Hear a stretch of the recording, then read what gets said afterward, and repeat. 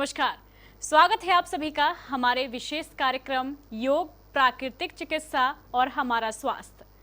हमारे स्वास्थ्य को अच्छा रखने के लिए हमें योग करना बेहद ज़रूरी है। कहते हैं योगा से ही होगा, और जब योगा में प्राकृतिक चिकित्सा मिल जाए तो बेहतर रिजल्ट मिलता है। आज का हमारा विषय है एसिडिटी।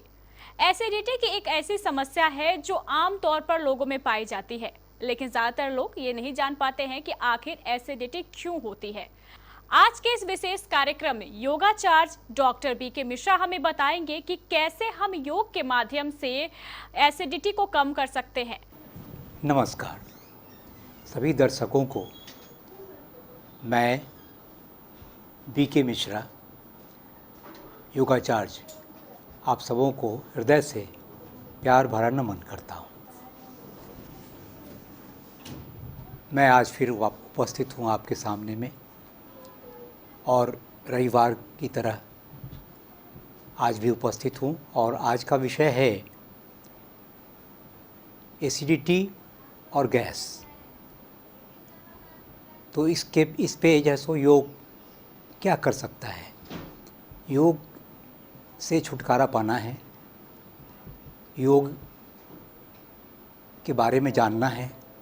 और योग कहता है कि दो दिशा में आप इस पे कार्य करें।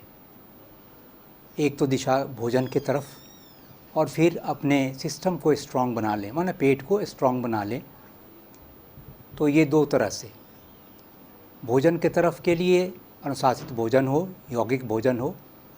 और यौगिक भोजन का अर्थ होता है वो भोजन जो सुपाच्य हो और वो से रोग ना उत्पन्न हो, सहज पच जाए और हमें जो है सो रोगी न बनाए, उसी को यौगिक भोजन कहते हैं। तो उसके लिए संक्षेप में आप जानिए कि क्वालिटी, क्वांटिटी और टाइम, भोजन अनुशासित हो उसके लिए जो है सो क्वालिटी कौन सा भोजन करें, कैसी क्वालिटी होनी चाहिए। तो मैंने कहा कि सुपाच्य भोजन, क्वांटिटी कितनी होनी चाहिए। तो मैंने कहा कि ये क्वांटिटी आप देख लें कि आपका पेट पूर्ण रूप से ना भरे, 1/3 खाली रहे। तो अगर भोजन करेंगे, अपने भूख के हिसाब से थोड़ा सा कम करेंगे आप, तो 100 में 100% भोजन पच जाएगा। अगर अनपच हो गया तो फिर वो गैस और एसिडिटी उससे बढ़ेगी। और तीसरी बात कि आप बार बार खाना मत खाएं। कुछ भी मुंह में डालने से एसिड बनता है। पेट में ये सिस्टम बना हुआ है कि कुछ भी आप मुंह में डालेंगे तो उसके लिए एसिड तैयार होगा, एसिड बनेगा, सिक्रीट होगा, और ये हैबिट फॉर्मेशन हो जाता है। तो इसमें आप ध्यान दें कि हम भोजन करें, उसके 8 घंटे के बाद ही दूसरा भोजन करें, या कम से कम 4 घंटे। अगर आप यंग हैं, जवान हैं, तो मिनिमम 4 आवर्स, लेकिन तब भोजन होना चाहिए आधा पेट भोजन, और इतना ही से आप काम चलाना पड़ेगा। लेकिन अगर जैसो पेट आपने भर लिया तो वो 8 घंटे तो ले लेगा। तो ये ध्यान रखिए कि हम एक दूसरे भोजन के बीच का जो पीरियड है, जो टाइमिंग है, वो 8 नहीं, 4 नहीं, तो कम से कम 6 होना चाहिए। तो इन 3 बातों का आप ध्यान रखें। बार बार आप मुंह में ना डालें कुछ, और कम भोजन लें, क्वांटिटी कम हो, क्वालिटी ऐसी क्वालिटी जो सुपाच्य हो, हल्का भोजन जो जल्दी पच जाए। जल्दी पचने के लिए मैं इतना बताऊंगा आपको कि जो नॉर्मल खाना होता है, घर का बना हुआ, रोटी, चावल, दाल, सब्जी, मिर्च मसाला बहुत ही कम से कम। मिर्च कारक है गैस के लिए और एसिडिटी को जनरेट करने के लिए, मसाला भी। तो इसका व्यवहार कम करें, और साथ में तेल का भी व्यवहार कम करें। तो इस पे ध्यान दें। और टाइम क्या होनी चाहिए? टाइम होनी चाहिए जब तब नहीं, जब भूख लगे तभी, और भूख लगेगी अगर इस प्रकार खाना खाएं, भूख लगेगी तो आपको 6 घंटे में भूख लगेगी। तो इस पर ध्यान दीजिएगा। और आगे मैं बताता हूँ कि कौन कौन से आसन आपको करने हैं ताकि आपका सिस्टम, पेट मजबूत हो जाए और सुचारू रूप से ये काम करने लग जाए, इसमें कोई कमी ना हो, सारा का सारा भोजन आपका पच जाए। अब पचा हुआ भोजन न तो एसिड बनेगा और न गैस बनेगी। तो आइए कौन कौन से आसन। बैठ के कुछ आसन।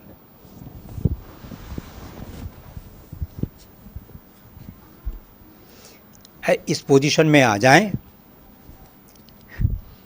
ये वर्टिकल हो, ज़मीन से वर्टिकल हो, और बाजू भी ज़मीन से वर्टिकल हो, दोनों ही। व्याघ्रासन, सांस लेना है, गर्दन उठाना है, पाँव को पीछे करना है, सीधा पाँव, घुटना सीधा होना चाहिए, गर्दन उठाए रखिए, यहाँ पर थोड़ी देर रुकिए नॉर्मल सांस में, फिर सांस छोड़ते जाइए और नाक सटाने की कोशिश ठेहुना में। इस अवस्था में गर्दन झुक जाएगी और ठेहुना को नाक सटाने की कोशिश। फिर सांस लेते हुए पीछे पाँव को करना है स्ट्रेट, ठेहुना ना मुड़े, थोड़ी देर यहाँ स्टे करना है और मन को एकाग्र कीजिए जहाँ जहाँ कोई हलचल, कोई स्टिफनेस नज़र आ रहा हो। फिर ज़मीन पे आ जाइए सांस छोड़ते हुए। दूसरे पाँव को सांस लेके गर्दन ऊंची करनी है, पाँव को सीधा करना है, यहाँ थोड़ा रुकना है थोड़ी देर, मन को एकाग्र करना है जहाँ जहाँ जो भी स्टिफनेस नज़र आ रही है। सांस छोड़ते हुए ठेहुने को अपने छाती की तरफ लाइए और गर्दन को नीचे कीजिए, नाक सटाने की कोशिश, ठेहुने में नाक सटाने की कोशिश। यहाँ भी थोड़ी देर रुकिए, सांस बाहर ही है आपकी। फिर सांस लेते हुए ये अवस्था, फिर सांस छोड़ते हुए ज़मीन पे। तो ये व्याघ्रासन हुआ और इसे आप 10 बार करेंगे। अब हम दूसरे आसन पे जाते हैं, चक्की चालनासन। चक्की चालनासन के लिए पाँव को फैला दीजिए सहजता से, जितना अधिक फैल सके, और प्रारंभ की स्थिति इस प्रकार, दोनों फिंगर्स को इंटरलॉक कर लीजिए, आगे झुक जाइए बीच में और सांस लेते हुए ये सर्कल बनानी है, चक्की की तरह जैसे हमें ये करना है। देखिए इस तरह से, ये नहीं मुड़ना चाहिए, तो पीछे आना होगा आपको थोड़ा इतना। फिर सांस छोड़ते हुए दूसरे पाँव से गुज़रता हुआ अपने प्रारंभ की स्थिति को, और ये गति चलती रहेगी। ये क्लॉकवाइज, मान लीजिए कि ये क्लॉकवाइज है, सुई की दिशा में आप कर रहे हैं ये। सांस लेते हुए यहाँ तक, फिर सांस छोड़ते हुए यहाँ तक, बड़ी से बड़ी गोलाई बने, और फिर ये 10 बार हो जाए तो फिर एंटी क्लॉकवाइज, सुई के विपरीत की दिशा में। मुड़ना नहीं चाहिए ठेहुनी से, सीधा हाथ रहे, इस प्रकार ये 10 बार इस तरह से। ये था चक्की चालनासन। अब करेंगे हम मेरु वक्रासन। मेरु वक्रासन के लिए प्रारंभ की स्थिति इस प्रकार, सांस भर लीजिए यहाँ पे, सांस छोड़ते जाइए, पीछे के हाथ को और पीछे ले जाइए और ट्विस्टिंग कीजिए, कमर से ऊपर के भाग, गर्दन भी को मचोड़ना है। सांस छोड़ के यहाँ पर थोड़ी देर रुकिए, शरीर में जो भी स्टिफनेस, कड़ापन नज़र आ रहा है जहाँ भी, उस पर आपकी नज़र। फिर सांस लेते हुए आप सेंटर में आ जाइए, पाँव बदल लीजिए। मेरु वक्रासन कर रहे हैं इस प्रकार, सांस छोड़ते हुए इसमें ट्विस्टिंग करनी है और बल प्रयोग करना है। कमर से ऊपर के भाग की ट्विस्टिंग होनी चाहिए, गर्दन भी, पीछे का हाथ को और पीछे ले जाइए और इस प्रकार ट्विस्टिंग को बढ़ाइए। यहाँ पर रुकिए थोड़ी देर, सांस को बाहर रखें और मन को एकाग्र कीजिए, जहाँ जहाँ जो भी चेंजेस नज़र आ रहे हैं स्टिफनेस नज़र आ रही है, करापन। फिर सांस लेते हुए सेंटर में। तो ये था मेरु वक्रासन। अब हम पेट के बल लेट के करेंगे।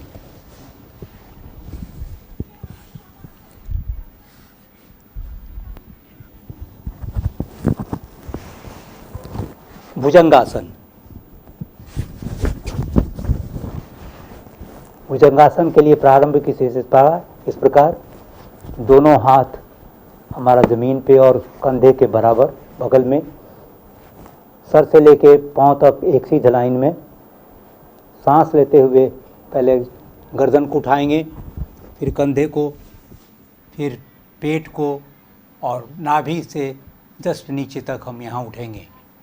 थोड़ी देर यहाँ रखेंगे, सांस भी ऊपर ही है, और अपने शरीर पे जो भी चेंजेस नज़र आ रहे हैं, स्टिफनेस नज़र आ रहा है, करापन, दर्द, उस पे आपकी नज़र, उस पे आपका ध्यान। फिर सांस छोड़ते हुए ज़मीन पे।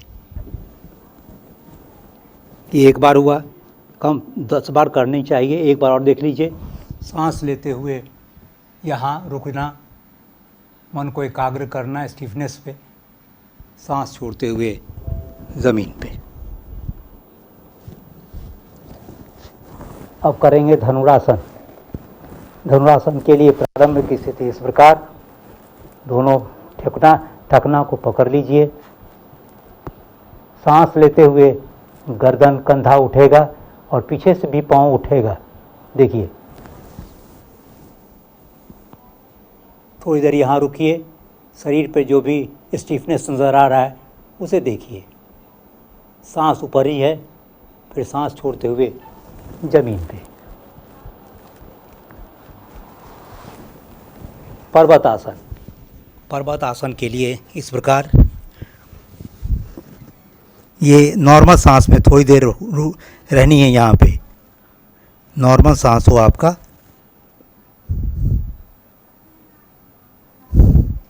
तो ये पर्वत आसन। अब पीठ के बल लेट करके कुछ आसन।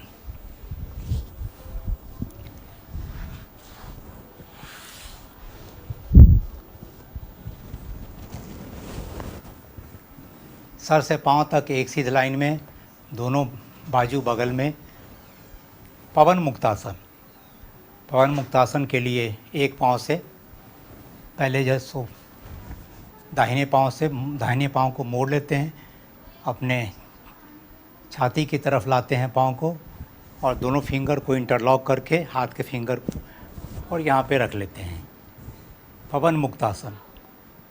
सांस पहले भर लीजिए इस अवस्था में। सांस छोड़ते जाइए, गर्दन उठ रही है, कंधा, और इसे दबाव डालिए अपनी तरफ लाने की, और नाक सटाने की कोशिश ठेहुना में, घुटने में नाक सटाने की कोशिश। सांस बाहर निकली हुई है, थोड़ी देर यहाँ रुकिए और अपने शरीर पे मन को दौड़ाइए, कहाँ कहाँ स्टिफनेस नज़र आ रहा है। फिर सांस लेते हुए ज़मीन पे पाँव बदल लीजिए दूसरे पाँव से। प्रारंभिक स्थिति इस प्रकार, पहले गहरी सांस भर लीजिए, सांस छोड़ते जाइए और घुटने में नाक सटाने की कोशिश। थोड़ी देर यहाँ रुकिए, मन को ले जाइए जहाँ पर स्टिफनेस है।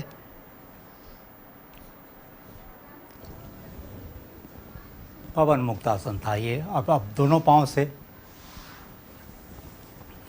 वही अवस्था, पहले गहरी सांस भर लीजिए, सांस छोड़ते जाइए और नाक सटाने की कोशिश। ठेहुने में नाक सटाए हुए रखिए, सांस बाहरी है, अपने पेट पे आपका ध्यान। फिर सांस लेते हुए ज़मीन पे।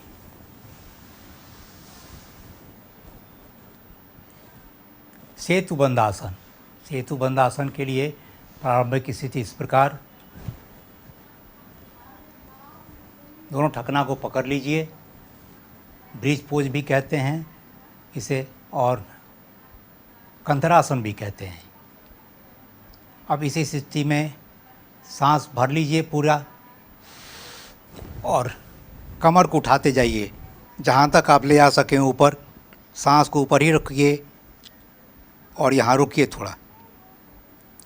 मन एकाग्र कीजिए अपने शरीर पे, पेट पे। सांस छोड़ करके ज़मीन पे। कंद्रासन, सर्वांगासन। सर्वांगासन के लिए इस प्रकार पहले पाँव को मोड़ लीजिए, फिर पाँव को उठाइए, अपनी तरफ लाइए और एक झटका दे करके आप उल्टा हो जाइए। पाँव को ऊपर रखिए, पूरा ले जाने दीजिए। कमर को सपोर्ट दीजिए अपने हाथों से और कंधा और गर्दन बस यही ज़मीन पे है और बाजू का आधा भाग ये सपोर्ट लिए हुए। और थोड़ी देर यहाँ रुकिए। नॉर्मल सांस, सहजता से सांस लेते रहिए। थोड़ी देर यहाँ रुकना है। कितनी देर? जितनी देर आप सहजता से रुक सकें। जितना अधिक रुकेंगे उतना अधिक लाभ। ये बहुत ही इम्पोर्टेंट आसन है एसिडिटी और गैस के लिए। फिर सपोर्ट धीरे धीरे हटाते जाइए, पाँव को मोड़ लीजिए और ज़मीन पे आ जाइए, पाँव रख लीजिए। अब उष्ट्रासन के लिए आखिरी आसन उष्ट्रासन। उष्ट्रासन की प्रारंभिक स्थिति इस प्रकार। अब नॉर्मल सांस में आप थोड़ा पीछे जाइए, एक हाथ को सपोर्ट दीजिए पीछे के पाँव पे, दूसरे हाथ को सपोर्ट दीजिए पीछे के पाँव पे। यहाँ झूल जाइए। थोड़ी देर यहाँ नॉर्मल सांस में आप रुकिए। एड़ी पे टिके हुए हैं, दोनों हाथ का सपोर्ट है और यहाँ नॉर्मल सांस में आप सांस लेते रहिए सहजता से। थोड़ी देर यहाँ रुकिए और शरीर में जहाँ जहाँ स्टिफनेस है, खासकर पेट, कमर, गर्दन, कंधा, इस पे आपका ध्यान। फिर आप एक हाथ छोड़ करके उठ जाइए। तो ये था उष्ट्रासन। इसे हर आसन को 10 बार करना चाहिए। और अंत में थोड़ा शवासन ज़रूरी है। आसन के अंत में शवासन करते हैं, रिलैक्सेशन। शवासन के लिए बैठ जाते हैं, दोनों हाथ फैला देते हैं, पाँव थोड़ा फैला देते हैं और सांस के आवागमन को आप देखते रहिए, आंखें बंद, और लेट जाइए। थोड़ी देर विश्राम कीजिए। ये विश्राम के लिए आसन है और इसका ज़रूर उपयोग में लाइए। बायां करवट लेकर के उठ जाइए थोड़ी देर के बाद। तो ये था एसिडिटी और गैस से छुटकारा पाने के लिए मैंने डाइट भी बताया। डाइट का अनुशासन होना चाहिए, क्वालिटी, क्वांटिटी और टाइम पे आपकी नज़र। और ये सब आसन अगर करते रहेंगे तो आपका शरीर, ऊपर का भाग, पेट, पीठ, सब कुछ है सो स्ट्रॉन्ग हो जाएगा, तो इसे झेल सकेगा। और यही हम ख़त्म करना चाहेंगे, आपसे विदा लेंगे और फिर अगले रविवार को फिर आपके सामने उपस्थित होंगे हम। तब तक के लिए नमस्कार, धन्यवाद। तो आज हमारे साथ मौजूद है प्राकृतिक चिकित्सा के विशेषज्ञ बीके झा। बीके झा जी हमें आज बताएंगे कि कैसे आप प्राकृतिक चिकित्सा के माध्यम से कुछ बातों को ध्यान में रखते हुए आप फॉलो करेंगे तो एसिडिटी आपको नहीं होगी। दोस्तों नमस्कार, मैं हूं आपका साथी ब्रजेश कुमार झा, प्राकृतिक चिकित्सक, nutrition therapist, certified in emergency pain management and zero volt therapy. आइए आज के इस योग, प्राकृतिक चिकित्सा और आपका स्वास्थ्य कार्यक्रम में आपका एक बार पुनः हार्दिक अभिनंदन है। जैसे कि आज का विषय रखा गया है अम्लीयता, यानी कि एसिडिटी। आजकल ये आम रोग हो गया है। गैस का बनना या अम्लता का बढ़ने के कारण जलन पैदा होना, सीने में जलन, गले में जलन, ये आम समस्या हो गई है। बहुत अधिक लोग इससे पीड़ित हैं। आइए आज हम जानते हैं कि ये अम्लीयता या एसिडिटी रोग होता क्या है और इसके क्या लक्षण हैं, क्या कारण हैं, फिर इसके निवारण की भी चर्चा करेंगे। प्राकृतिक चिकित्सा की दृष्टि से किस प्रकार इस रोग से हम मुक्त हो सकते हैं। तो दोस्तों, जैसा कि नाम ही से स्पष्ट है, अम्लीयता यानी कि अम्ल का बढ़ जाना। हमारे स्टमक में सामान्य रूप से 0.2% HCl, जिसे नमकाम्ल कहते हैं, हाइड्रोक्लोरिक एसिड, ये सदैव स्थित रहता है पेट में। ये नॉर्मल हमेशा पेट में रहता है और जब हम भोजन करते हैं तो भोजन में प्रोटीन को पचाने के लिए इस अम्ल का प्रतिशत बढ़ जाता है, क्योंकि प्रोटीन के पाचन में हाइड्रोक्लोरिक अम्ल की आवश्यकता होती है। तो ये प्रतिशत 0.2 से बढ़कर 0.4 to 0.5 हो जाता है और ये भोजन को पचाने में, प्रोटीनस आइटम को पचाने में अपना रोल निभाता है। लेकिन जब किसी कारणवश ये बढ़ जाता है और बढ़ा हुआ ही रहता है अवस्था, तो ये अम्लीयता पैदा करता है। और साथियों, इसके कारण चूँकि ये अम्ल है, अम्ल जब बढ़ेगा तो ये जलन पैदा करेगा और जलन हमारे अब ऊपर की ओर बढ़ता है। ये सीने की तरफ जलन पैदा करता है, फूड पाइप में, उसके बाद फिर गले में जलन पैदा करता है, उससे ऊपर भी आँखों में जलन पैदा करता है और जब इसकी वृद्धि होती जाती है तो ये जलन हमारे स्किन में भी होने लगता है, त्वचा में भी जलन होने लगता है, मूत्र त्याग में जलन होने लगता है, मल त्याग के समय भी जलन पैदा होता है।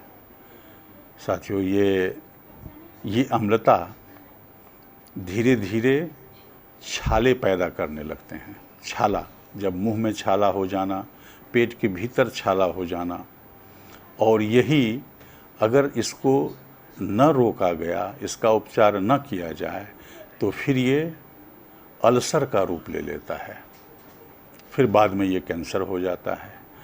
लोग जब इस रोग से ग्रस्त होते हैं तो वो दवाओं का प्रयोग करते हैं, एंटासिड का प्रयोग करते हैं। लेकिन साथियों, एंटासिड के प्रयोग से हमारे पेट में जो अम्ल की सामान्य मात्रा रहती है वह भी ख़त्म हो जाती है। भले ही एंटासिड के प्रयोग से हम तत्काल राहत पाते हैं, लेकिन जो एक निश्चित मात्रा सदैव बनी रहती है अम्ल की, वो भी खत्म हो जाती है।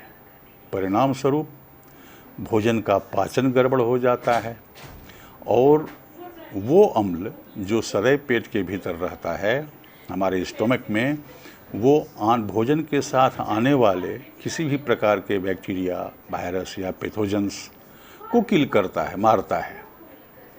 अगर ये ख़त्म हो गया एंटासिड के कारण तो फिर उस बैक्टीरिया को बढ़ने का चांसेस मिल जाता है, इन्फेक्शन हो जाता है। तो दवाओं का प्रयोग तो इस स्थिति में कभी ना करना चाहिए। आइए दोस्तों, अब इसके लक्षण भी हमने देख लिए कि ये जलन पैदा करता है, पूरे शरीर में कर देता है। यह हाइपर एसिडिटी तब कहलाता है। इसमें खट्टी डकारें आती हैं, अपच के कारण खट्टी डकारें भी आती हैं, उल्टी होती है, खुजलाने की भी स्थिति बनती है, शरीर में खुजलाहट पैदा होने लगती है। ये इसके लक्षण हैं। अब इसके कारण को हम लोग जानें कि ऐसा होता क्यों है। जब साथियों हम दो तरह के भोजन लेते हैं, यानी कि अम्लीय भोजन के साथ क्षारीय भोजन, अगर दोनों साथ साथ हम लेते हैं तो दोनों के पचने के लिए अलग अलग पाचक रस की आवश्यकता होती है। अगर हम पहले अम्लीय भोजन ले चुके हैं, फिर हम क्षारीय भोजन लें। अम्लीय भोजन जैसे कि अब मान लीजिए फ़र्ज़ कीजिए चाय बिस्किट ही मैंने ले लिया, फिर हम फल लेंगे तो फल हो गया क्षारीय, और चाय बिस्किट जो है ये अम्लीय स्वभाव का है, ये हमारे भीतर अम्लता पैदा करता है। तो अम्ल और क्षार ये दोनों मिल करके एक प्रकार से दोनों के पचने के लिए अलग अलग पाचक रस की ज़रूरत पड़ती है। अब अलग अलग पाचक रस एक साथ जब मिलते हैं तो फिर पाचन गड़बड़ हो जाता है और गैस बनना शुरू हो जाता है, और यही एसिडिटी की अवस्था को निर्मित करता है। गैस और एसिडिटी दोनों एक ही सिक्के के दो पहलू हैं। ऐसा नहीं होगा कि सिर्फ एसिडिटी है और गैस नहीं होगा। एसिडिटी है तो गैस भी होगा, पेट भी फूलेगा। साथियों, तो हम लोग इसके कारण पर चर्चा कर रहे थे। तो ये कारण है कि हम बेमेल भोजन ना करें एक साथ। अगर हम क्षारीय भोजन ले रहे हैं तो फिर अम्लीय भोजन से तत्काल बचें, कुछ देर के बाद फिर हम अम्लीय भोजन का सेवन करें। और तली भुनी चीज़ें हम कम खाएं, क्योंकि उसके भी कारण ये एसिडिटी पैदा होती है। अधिक मिठाइयाँ खाने से भी एसिडिटी बनती है। मिर्च मसाले का प्रयोग हम कम करें, क्योंकि उसके कारण भी एसिडिटी बनती है। और कुछ नशीली आदतें जैसे कि धूम्रपान, चाय, कॉफ़ी, अल्कोहल, बीड़ी, सिगरेट, ये सब का सेवन जब अधिक होता है तो यह भी अम्लीयता को पैदा करता है। अपने भोजन में अगर हम अम्लीय भोजन को प्रधान बना देते हैं, अम्लीय भोजन की अधिकता जब हम करने लगते हैं, अम्लीय भोजन क्या है? जैसे कि छटा हुआ चावल, पालिश वाला चावल, पालिशदार चावल, या और रोटी के मामले में हम कह सकते हैं आटा में जो छान लिया जाता है चोकर से, मतलब छाना हुआ आटा, मैदा, मीट, मछली, अंडा, ये सभी जो हैं अम्लीय स्वभाव के भोजन हैं। तो अगर इसकी अधिकता हमारे भोजन में हो जाएगी तो अम्लीयता पैदा होगी। और क्षारीय भोजन का अभाव, क्षारीय भोजन अगर हम कम करते हैं, नहीं के बराबर करते हैं, तो उस अवस्था में भी अम्लीयता पैदा होती है। अम्लीय क्षारीय भोजन की मात्रा एक निश्चित होनी चाहिए, क्योंकि हमारे रक्त की जो संरचना है वो अल्कलाइन है। अल्कलाइन का अर्थ है कि 80% जो है वो क्षारीय है, अल्कलाइन, और 20% है अम्लीय। तो भोजन का भी इसी प्रकार हमारा हिसाब होना चाहिए कि 80% हम अल्कलाइन फूड लें, जैसे कि डिफरेंट तरह के फ्रूट्स हैं, वेजिटेबल्स हैं, स्प्राउट्स हैं, नट्स हैं। तो साथियों, ये 80% हमें अपने भोजन में शामिल करना है। लेकिन होता क्या है, इसके उलट हम वर्षों बरस एसिडिक भोजन करते रहते हैं, अम्लीय भोजन करते रहते हैं। ये तो शरीर ही, प्रकृति ने इस प्रकार दिया है कि एक लंबे समय के बाद शरीर ये लक्षण प्रकट करता है अम्लीयता के। लेकिन जब अधिक दवा का भी हम प्रयोग करेंगे, इससे भी अम्लीयता बढ़ती है। और कुछ मानसिक कारणों से भी ये अम्लीयता होती है। अगर हम चिंताग्रस्त रहते हैं, भय में रहते हैं, मन में अशुभ चिंतन होता है, क्रोध हम करते हैं। जब क्रोध हम करते हैं तो एक खास तरह के केमिकल पैदा होते हैं जो शरीर में गर्मी पैदा करता है। एक क्रोधित व्यक्ति का आँख लाल हो जाता है, ये गर्मी पैदा करता है। साथियों, ये अम्लीयता जो है इसे पित्त दोष भी कहा जाता है। तो इन सब कारणों से ये अम्लीयता शरीर में बनती है। तो आइए अब हम लोग इसके निवारण पर चर्चा करें कि अम्लीयता अगर हो ही गई है तो इससे कैसे बचा जाए। तो दोस्तों, पहले हम आहार विज्ञान की दृष्टि से या न्यूट्रिशन साइंस की दृष्टि से हम इसकी चर्चा करेंगे कि कैसे हम इसके द्वारा इससे बच सकते हैं। तो इसके लिए 3 स्टेप स्टोमक प्रोटोकॉल को हम अपनाएंगे। 3 स्टेप स्टोमक प्रोटोकॉल के द्वारा इससे हम बाहर हो सकते हैं 3 दिनों में। फर्स्ट डे, पहले दिन हम 24 घंटे फास्टिंग करेंगे और उस फास्टिंग में कोकोनट वाटर का इस्तेमाल होगा, यानी कि कोकोनट वाटर फास्टिंग। नारियल पानी के प्रयोग पर हम फास्टिंग करेंगे। पहले दिन सिर्फ और सिर्फ नारियल पानी ही हम पिएंगे। 2 बार, 3 बार, 4 बार ताज़ा नारियल पानी हम पिएंगे और जब प्यास लगे तो पानी भी पिएंगे। तो first day, very first day हमको सिर्फ कोकोनट वाटर पर ही 24 आवर फास्टिंग करनी है। दूसरे दिन नारियल पानी के साथ साथ हम 300-400 ग्राम मीठे फल का प्रयोग करेंगे। दूसरे दिन ये 2 आइटम होगा। और थर्ड डे नारियल पानी के साथ साथ फलों के साथ साथ कुछ सलाद, और सलाद को हो सके तो थोड़ा स्टीम्ड कर लिया जाए ताकि उसका पाचन आसान हो। उसको स्टीम्ड कर लें या थोड़ी उबाल लें, उसे भाप दिखा दें, भाप पर थोड़ा सिद्ध कर लें। तो ये तीसरे दिन हुआ। ये 3 दिनों में साथियों हम इस रोग से मुक्त हो जाते हैं। वास्तव में ठीक तो हमारा शरीर करता है, हम सिर्फ सहयोग देते हैं। हमने अम्लीय भोजन बंद कर दिया, सिर्फ क्षारीय भोजन दिया।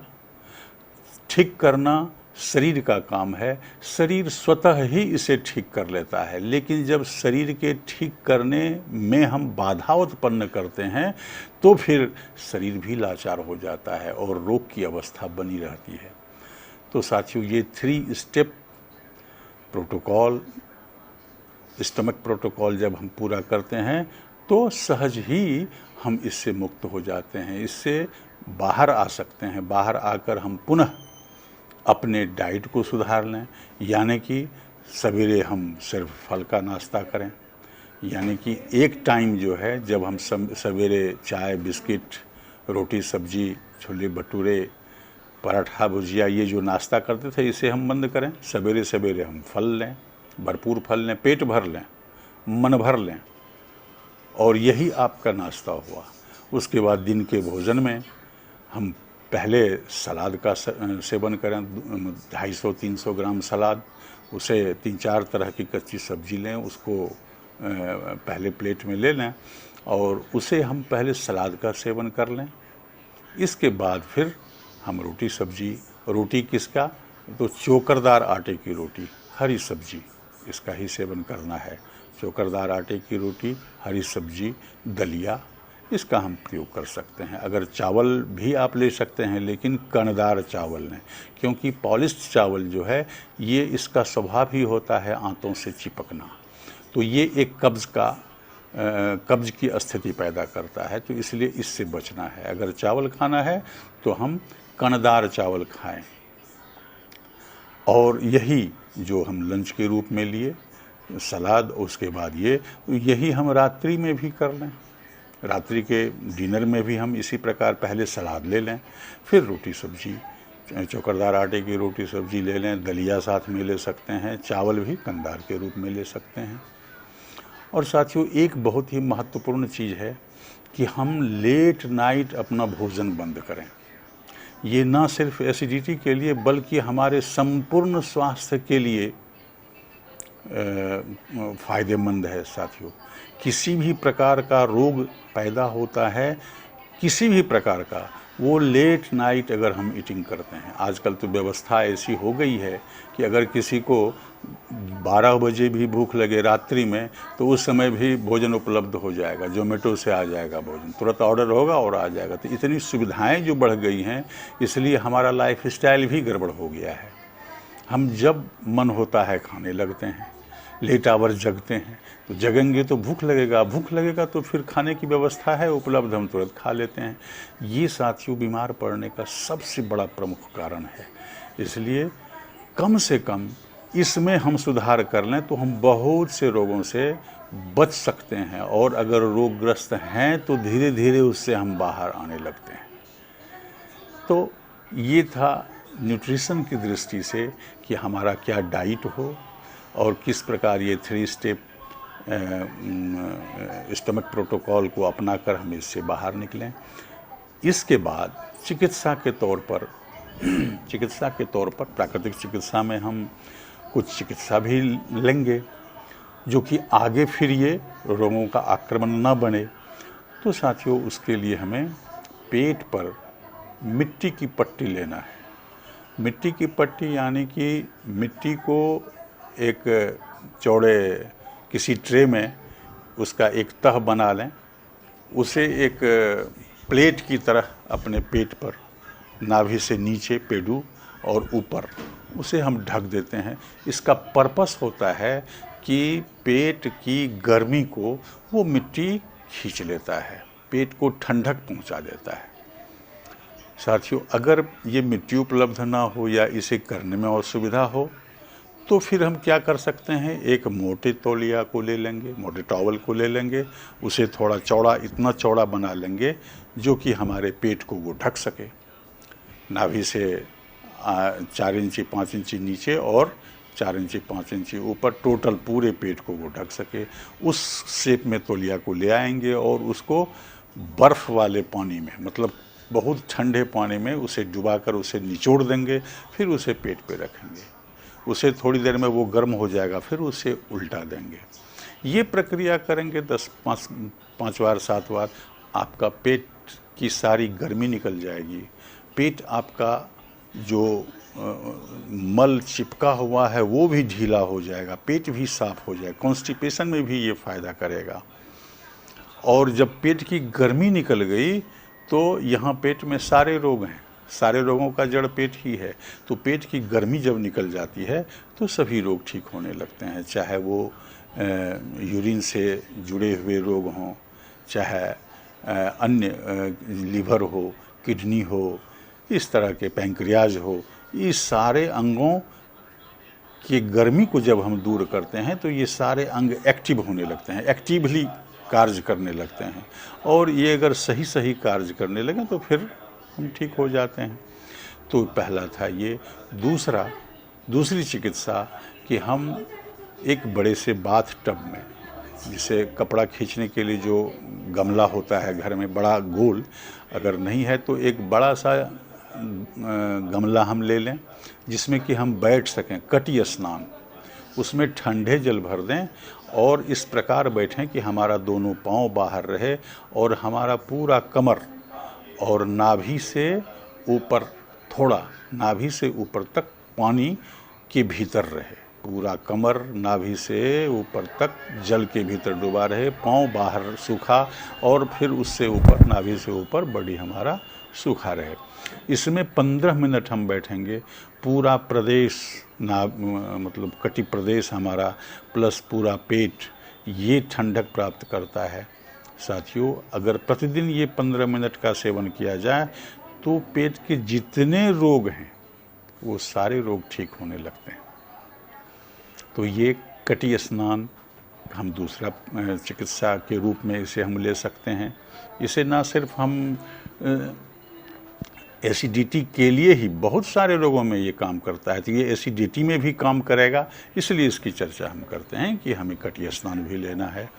इसके अलावा हमें अपने नाड़ी तंत्र को, नर्वस सिस्टम को एक्टिव करना है। नर्वस सिस्टम भी धीरे धीरे सुस्त पड़ जाता है, वो फंक्शन नहीं करता है, जबकि नर्वस सिस्टम हमारे बॉडी का सबसे महत्वपूर्ण अंग है। सभी अंगों को संचालित नर्वस सिस्टम के ही द्वारा होता है। तो इन नर्वस सिस्टम को एक्टिव करने के लिए हमें रीढ़ स्नान लेना पड़ता है, यानी कि हमारे गर्दन से नीचे जो रीढ़ की हड्डी है, यहाँ से वहाँ तक नीचे तक, कमर से नीचे तक, उस रीढ़ की हड्डी को ठंडक पहुंचाना होता है, उसे रीढ़ स्नान कहते हैं। तो रीढ़ स्नान करने के लिए घर में हम किस प्रकार करें, उसके लिए तो टब होता है, लेकिन चूँकि प्राकृतिक चिकित्सा जो है उसे हम घर पे आसानी से कर सकते हैं, इसलिए घर में हम कैसे करें इसकी चर्चा हम यहाँ करना चाहेंगे। तो रीढ़ स्नान के लिए बस एक तौलिया को ले लें, उसे 3 से 4 इंची चौड़ा एक इस तरह मोड़ लें कि 3 से 4 इंची चौड़ा वो एक लंबा पट्टी की तरह बन जाए। फिर उस तौलिया को ठंडे पानी में डुबो करके निचोड़ दें और उसे या तो रख दें, अकेले भी आप कर सकते हैं, या तो कोई अगर और आप सहयोगी कोई हैं तो उनके सहयोग से आप पेट के बल लेट जाएं और उन्हें कहें कि हमारे गर्दन से लेके पूरे रीढ़ पर नीचे तक उस टॉवेल को सीधा रख दें। उससे हमारे नर्वस सिस्टम को ठंडक मिलेगी, वहाँ की गर्मी दूर होगी, रक्त संचार वहाँ का ठीक होगा, फिर नर्वस सिस्टम हमारा एक्टिव हो जाएगा। तो ये नर्वस सिस्टम हमारा एक्टिव होना है, उसके लिए ये रीढ़ स्नान इसे कहा जाएगा। अगर दूसरा सहयोगी नहीं है तो हम अकेले भी कर सकते हैं कि बिछावन पर एक प्लास्टिक दे दें और उस पर ये तौलिया को जो पट्टी की भांति बनाया उससे हम बिछा दें और उस पर अपने रीढ़ को देते हुए लेट जाएं, तो फिर रीढ़ को ठंडक मिल गई, आपके रीढ़ की गर्मी दूर हो गई, रीढ़ की गर्मी हटी, वहाँ से रक्त संचार ठीक हुआ, फिर आपका जो नर्वस सिस्टम है वो एक्टिव हो गया। तो इसका एक्टिव होना बहुत ज़रूरी है साथियों। तो ये हमें उसके बाद नर्वस सिस्टम को एक्टिव करना होता है। इसके अलावे चूँकि पूरे बदन में भी खुजली हो जाती है इसके कारण, तो इसको दूर करने के लिए, या पूरे शरीर में जलन होता है तो इसको दूर करने के लिए हमें पूरे बदन की गीली पट्टी लेनी होती है। पूरे बदन की गीली पट्टी लेनी होती है। इसमें एक सूती वस्त्र जो कि पूरे बदन को लपेट सके, हमारे सिर गर्दन से लेकर के नीचे तक वो लंबाई का, वो हम उसे ठंडे पानी में भिगो लें, उसे बिछा दें नीचे, उस पर हम लेट जाएं और उससे हमारे पूरे बदन को ढक दिया जाए और ऊपर से फिर कंबल के द्वारा फिर उसे हम अपने पूरे शरीर को ढक देते हैं। ये हो गया पूरे बदन की गीली पट्टी। इसमें ठंडा और गर्म सेक पूरे शरीर में चलता है, आपके पूरे शरीर में पसीने आने लगेंगे। परिणाम स्वरूप स्किन के नीचे जितनी भी गंदगी जमी हुई हैं वो सभी पसीने के द्वारा बाहर चले आएंगे। आपका पूरा स्किन जो है वो थर्ड किडनी की भांति एक्टिव होकर कार्य करने लगेगा और सारी गंदगी बाहर निकल गई।